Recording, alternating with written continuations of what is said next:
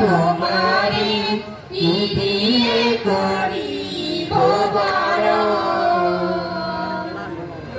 হে অতিথি হে চির পুরাতন,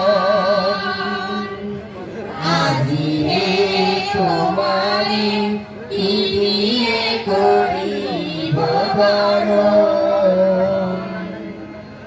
আজি হে তোমারি কি দিয়ে করিব বরণ। সাজিয়ে নিয়েছি দালান,